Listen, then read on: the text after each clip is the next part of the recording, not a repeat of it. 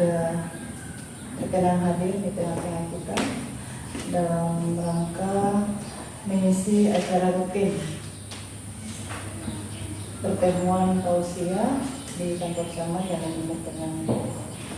Alhamdulillah rabbil alamin, puji syukur kita panjatkan kehadirat Allah Subhanahu wa taala yang mana telah memberikan nikmat kesehatan, kesempatan sehingga pada pagi hari ini kita masih sempat terkumpul di sini dalam mengikuti tausiah yang akan disampaikan oleh Ustadz dari Pondok Pesantren Al-Busra Buswiri. Baik, untuk mempersingkat waktu, saya persilakan kepada Ustadz. Bismillahirrahmanirrahim. Assalamualaikum warahmatullahi wabarakatuh. Waalaikumsalam warahmatullahi wabarakatuh. Innal hamdalillah nahmaduhu wa nasta'inuhu wa nastaghfiruh wa na'udzu billahi min shururi anfusina wa min sayyiati a'malina. May yahdihillahu fala mudilla lahu wa may yudlilhu fala hadiya lahu. Asyhadu an la ilaha illallah wahdahu la syarika lahu wa asyhadu anna Muhammadan 'abduhu wa rasuluhu la nabiyya ba'dahu. Qala Allah ta'ala fil Qur'anil Karim, ya ayyuhallazina amanu ittaqullaha haqqa tuqatih wa la tamutunna illa wa antum muslimun. Wa qala aidan yarfa'ullahu allazina amanu minkum wallazina utul 'ilma darajat. Kembali kita bersyukur kepada Allah Subhanahu wa taala. Hari ini kita dipertemukan kembali dalam naungan Allah Subhanahu wa taala. Kalau kemarin kita masih diberikan begitu banyak nikmat, alhamdulillah seperti biasa hari ini juga seperti biasa pula. Salawat dan salam marilah kita kirimkan kepada Nabi kita Nabi Muhammad SAW beserta keluarga-keluarga beliau dan para sahabat-sahabat beliau radhiyallahu anhum ajma'in. Mudah-mudahan kita yang hadir di sini juga termasuk pengikut-pengikut Rasulullah dan para sahabat sampai hari kiamat. Amin amin. Bapak Ibu yang saya hormati, seperti biasa kegiatan KABN ini saya jarang berceramah lepas, tapi saya memang dari bab ke bab materi, yaitu mengenai masalah fikih, karena fikih adalah kehidupan hukum yang sehari-hari tidak pernah terlepas dari kehidupan kita, baik di keluarga, tetangga, dan maupun secara kemanusiaan secara menyeluruh. Ada juga materi-materi yang berkaitan dengan sirah nabawiyah, perjalanan Nabi Sallallahu Alaihi Wasallam sejak lahir sampai beliau diangkat sebagai Nabi, sampai beliau dipanggil oleh Allah Subhanahu Wa Taala. Pelajaran itu kalau kita masih ada agenda, insya Allah kita akan bahas. Namun saya dimulainya dengan perkara fikih. Pelajaran kemarin itu kita sudah masuk di bab taharah, bagaimana cara seorang itu membersihkan jiwanya, membersihkan hati, membersihkan hadat atau kotoran, membersihkan hati dengan cara beribadah kepada Allah, menjauh dari segala sikap-sikap keburukan, kesyirikan, sikap dengki dan hasad. Kemudian masalah kebersihan, itu kita membersihkan hadat atau najis menggunakan air. Pembahasan berikutnya adalah yaitu tentang fi adabil qada'il hajah, adab tentang tata cara menghajat dalam Islam. Pelajaran ini tidak bernuansa kejorokan, tapi memang diajarkan juga dalam agama kita. Ada seorang Yahudi itu pernah datang kepada Nabi Sallallahu Alaihi Wasallam yang bernama Abu Darda atau Salman Al-Farisi kalau tidak salah. Itu pernah ditanya, orang Yahudi pernah menanyakannya bahwa apakah Nabi kalian Nabi Muhammad pernah mengajarkan tentang tata cara menghajat? Lalu dijawab oleh sahabat ini, ya, Nabi kami sebelum beliau wafat mengajarkan semua ilmunya kepada umatnya. Bahkan sampai cara menghajat, tata cara istinja, istijmar beliau ajarkan. Bahkan sampai sayap burung, ya itu pun beliau mengajarkan. Oleh karena itu ibadah kita itu berupa sholat, puasa, itu ibadah-ibadah sudah pasti. Tapi ada ibadah-ibadah, buang air pun kalau kita lakukan dengan baik sesuai adat, itu bagian daripada adat Islam. Dan kita bisa mendapatkan ganjaran pahala di situ. Dan kalau buang hajat, buang besar, buang kecil, tidak sesuai adat Islam dan mengikuti pemahaman cara-cara orang kafir, maka kita juga bisa mendapatkan bala dan musibah karena menyelisih daripada aturan-aturan agama kita. Oleh sebab itu, pelajaran ini sangat penting karena berkaitan juga dengan hal proyek pembangunan MCK dan sebagainya bisa sesuai dengan keteraturan dalam ajaran Islam. Ada 3 pelajaran tentang ada buang hajat ini. Para ulama mengatakan al-madatul ula fima yanbaghi qabla takhalli. Seseorang itu ketika ini dia melakukan buang hajat dalam Islam, dalam agama kita, jika tidak memiliki toilet atau MCK, misalkan dia pergi ke suatu tempat di pulau atau di gunung dalam kondisi camping, maka salah satu yang dia harus lakukan adalah yang pertama, ayat laba makanan khalin minan nas ba'idan an-nazari. Seseorang itu harus menjauh dari orang banyak, kerumunan manusia, ya. Jangan dibuang hajat di tempat umum orang banyak lalu orang lain terus terganggu.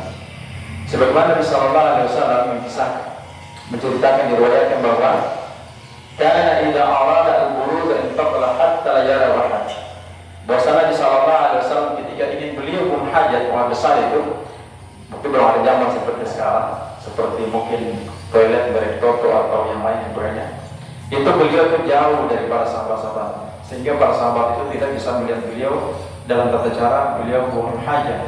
Ya, beliau menjaga auratnya, harus jauh dari jangkauan manusia. Yang kedua, seseorang itu ketika dia melakukan buang hajat, ya, ketika dia ingin buang hajat buang besar, kata para ulama sesuai dengan kondisi hadis Nabi sallallahu alaihi wasallam, Allah yukhila ma'hu ma fihi dzikrullah ta'ala. Jika dia masuk ke dalam toilet, jangan sekali-kali dia mengucapkan kalimat zikir-zikir kepada Allah Subhanahu wa taala.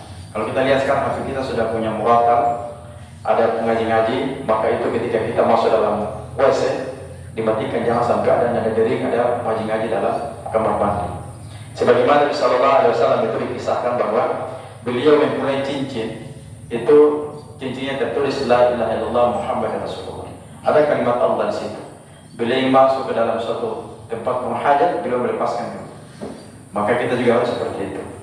Yang berikutnya adalah kalau kita masuk kamar mandi, para ulama mengatakan itu ayyuqaddimu rijlahu yusra 'inda dukhul ila al-khala'. Masuk dalam kamar mandi itu harus mendahului kaki apa? Kaki doanya sudah apa?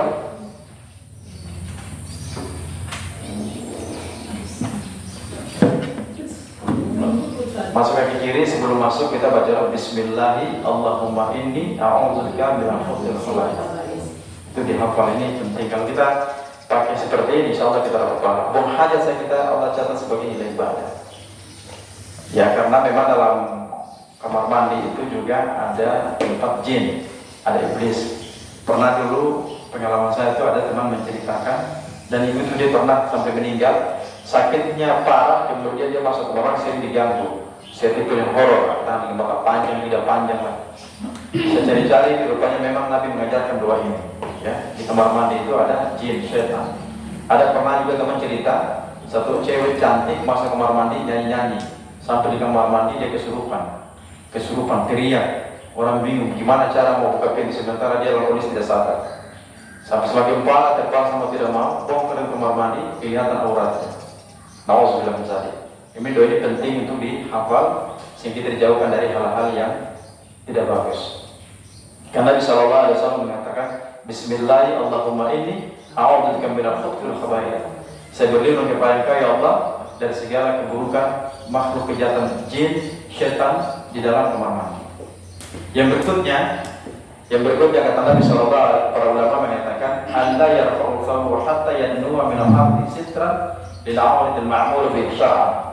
Ketika seorang masuk dalam kamar, ketika dia buang hajat, orang besar mungkin tidak memiliki toilet, ya, itu jangan mengangkat auratnya tinggi-tinggi, ya, sampai karena auratnya itu terpelihara, dijaga oleh syariat.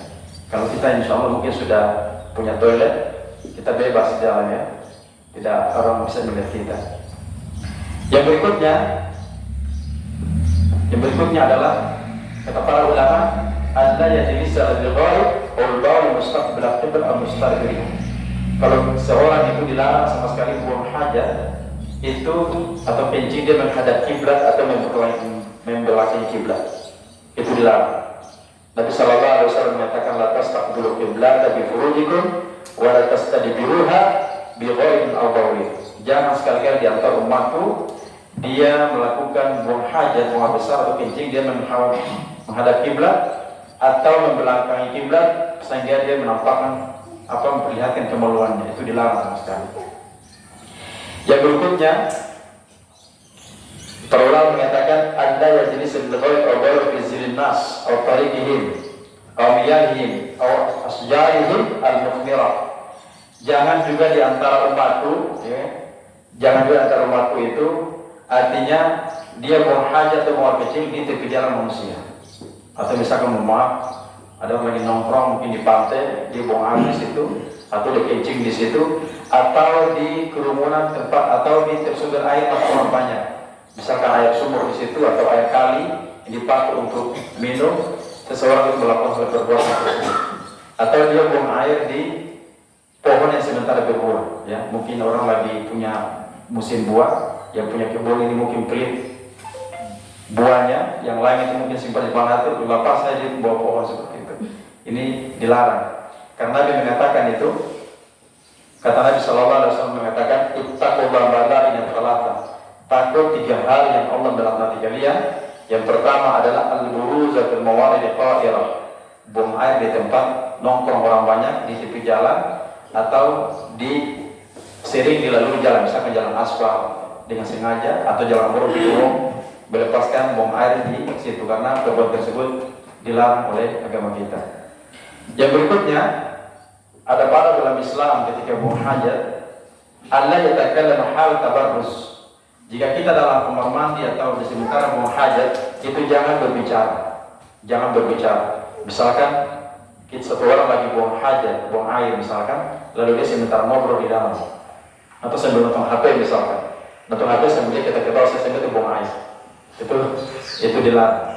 Nabi sallallahu alaihi wasallam mengatakan, "Idza taghawwaza rajulani falyatawara kullu wahidin minhuma an sahibihi." Jika dua orang itu ketika dia berjalan atau dalam menuju suatu tempat sama-sama buang hajat, itu menjauh, menutup auratnya, dan jangan antara satu dengan satu bercerita. Misalkan itu lagi dua orang teman akrab lagi buang hajat, dan satu nelpon, kapan ada pesta itu morongin sementara buang hajat. Itu tidak boleh seperti itu. Atau yang lainnya. Karena Nabi mengatakan itu fa inna Allah yanqutu ala dzalik. Kalau orang lagi buang hajat, buang besar sambil ngobrol, itu Allah murka. Allah murka. Kemudian tadi ada pada buang hajat, kemudian ada pada beristinja. Istinja ini ada dua. Ada istijmar dan istinja. Pernah dengar istijmar? Kalau istinja kan air. Ada istijmar menggunakan benda seperti batu. Nah, itu dibolehkan dalam syariat kita. Kalau misalkan tidak ada air, seperti terjadi mungkin di Palestina, ya. Palestina saya lihat itu penjarahan hari pertama 7 Oktober, air susah sekali. Jadi orang ketika buang hajat, ada salah satu yang aktif di media sosial di TikTok itu, entah mungkin masih itu sudah sahih. Dia menceritakan begitu bahwa sudah terlalu banyak wabah ketika itu karena tidak ada air. Orang buang hajat, buang maaf itu di kantong plastik, buang sembarang terpaksa. Itu orang menggunakan istijmar, membersihkan kotoran menggunakan batu. Nanti kita baca hadisnya di sini. Salah satu beristinja atau istijmar membersihkan kotoran yang pertama itu adalah Allah yastajmar bi'adna awar. Nah ini beristijmar itu yang larang itu hanya menggunakan tulang atau kotoran tulang sudah keras. Di zaman Nabi itu kan ada satu hewan namanya bilal, keledai. Itu kotorannya sedikit keras, jadi orang baru itu mungkin menggunakan tulang dengan kotoran sudah keras untuk bersihkan kotoran. Mendengar hal itu, turunnya wahyu, Nabi mengatakan hal itu. Nabi mengatakan, la tastajmiru bil-rawsi wa la bil-izam. Jangan sekali-kali ada rumahku, dia beristijmar, membersihkan kotorannya menggunakan kotoran sudah keras, kemudian dengan tulang. Fa innahu zal ikhwan munadid. Siapa yang ada rumah melakukan hal demikian menggunakan kotoran atau menggunakan tulang, kata Nabi, maka dia sama dengan menambah golongannya atau saudaranya golongan bangsa jin. Kemudian itu jangan juga membersihkan pakaian itu dengan sesuatu kain yang bermanfaat atau dengan sesuatu kertas yang masih dipakai, ya, sudah banyak dipakai, atau dengan berupa makanan, ya, seperti yang masih dipakai misalkan dalam kondisi darurat, karena merusak hal yang bermanfaat itu dilarang oleh agama kita. Yang berikutnya ada adat itu dalam beristinja dan istijmar. Seseorang itu harus Allah yatamassaha wa yastanji bi yamini. Sudah jelas jangan beristijmar menggunakan tangan kanan atau cebok dengan tangan kanan, atau juga jangan menyentuh kemaluannya dengan tangan kanan. Itu dilarang. Nabi mengatakan la yamassa ahadukum zakarahu bi yaminihi. Jangan sekali-kali antara umatku itu dia menyentuh kemaluannya dengan menggunakan tangan kanannya, dan dia dalam kondisi kencing atau dia dalam kondisi dia buang hajat di dalam kamar mandi. Yang berikutnya, boleh kita beristijmar menggunakan itu 3 buah batu, harus menggunakan ganjil, dan jika meyakini boleh tidak bersih, boleh menggunakan ganjil 3, 5, 7 sesuai dengan kadar kotoran yang dimiliki oleh seorang. Seperti itu. Kemudian kalau misalkan itu di dalam toilet ada misalkan istinja air atau dengan batu, maka digunakan kedua-duanya, itu lebih afdal. Bahkan kalau ada air, itu lebih afdal menggunakan air. Sebagaimana perkataan Aisyah radhiyallahu anha, istri Nabi Aisyah, yang mengatakan begini, murna azwajukunna yastatibun bil ma. Aisyah pernah memberitahukan kepada wanita-wanita di zaman itu bahwa sampaikan kepada suami-suami kalian. Jadi Aisyah ini menceritakan kepada perempuan di zaman itu bahwa sampaikan kepada suami kalian kalau mereka beristinja harus menggunakan air. Karena saya dimalu, kata Aisyah. Saya dimalu karena Rasulullah istinja menggunakan air. Istijmar yang kita lakukan itu jika tidak mendapatkan air. Kalau misalkan ada air, kita pakai air. Kalau istijmar dalam kondisi seperti itu kita tahu hari ini kita mungkin air banyak. Tapi dalam kondisi ketika Allah cabut nikmat, kita tidak tahu. Kita dapat air, kita apa yang kita lakukan? Cara inilah yang kita harus pakai. Dan di Islam sangat mudah. Allah memberikan syariat, menciptakan Tuhan juga, Allah juga memberikan jalan kemudahan. Seperti itu. Kemudian yang terakhir, Bapak Ibu dimuliakan Allah Subhanahu Wa Taala, saya tidak terlalu lebar, nanti pembahasan bertahap. Ketika selesai kita buang hajat dalam kamar mandi, sudah tentu kita keluar menggunakan kaki apa? Kaki kanan, baca doa.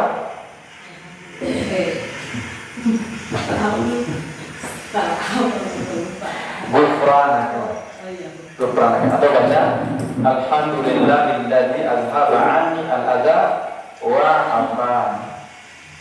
Segala puji bagi Allah yang menghilangkan dariku penyakit dan maafkan kepada ini. Dihafal karena kenapa? Ini mungkin persoalan sepele, tapi ada orang yang mengeluarkan biaya ratusan juta gara-gara tidak bisa buang hajat, betul? Dokter kasih rekomendasi rujuk sampai ditermati misalkan, tapi harus rujuk ke besar. Gara-gara seperti itu, tetangga saya tuh pernah meninggal, lantaran tidak bisa kentut. Hal sepele saja, sampai meninggal dunia. Sebelum meninggal itu sudah habis kesan kemarin. Dia berobat, dia rasa berkarya di tengah jalan sakit, ya, makan dengan selang, ya, pakai selang dan sebagainya. Gara-gara itu saja. Makanya doa ini dihafal, kemudian itu sering dipakai supaya Allah jaga kita punya kesehatan. Baik Bapak Ibu dimuliakan Allah Subhanahu Wa Taala, ini saya bisa sampaikan, mudah-mudahan bisa bermanfaat dalam tausiah singkat ini. Kita berdoa kepada Allah Subhanahu Wa Taala. Nanti kalau masih ada mau diskusi, dipersilakan. Kita doa dulu. Bismillahirrahmanirrahim. Alhamdulillahirabbil alamin. Wassalatu wassalamu ala Rasulillah wa ala alihi wa sahbihi wa man tabi'ahum bi ihsan ila yaumiddin. Allahumma inna nas'aluka 'ilman nafi'an wa rizqan thayyiban wa 'amalan mutaqabbalan. Allahumma ansurna 'alal mujahidin fi Palestin. Allahumma ansurna 'alal mujahidin fi Gaza. Rabbana atina fid dunya hasanah wa fil akhirati hasanah wa qina adzabannar. Subhanallah wa bihamdika asyhadu an la ilaha illa anta astaghfiruka wa atubu ilaik. Wassalamu alaikum warahmatullahi wabarakatuh. Saya kembalikan kepada Ibu. Terima kasih. Alhamdulillah, terima kasih kepada Ustaz. memberikan solusi ini. Semoga apa yang disampaikan beliau tadi bisa diimplementasikan dalam kehidupan hari-hari dan bisa juga bermanfaat untuk kita semua. Saya Yuri, wassalamualaikum.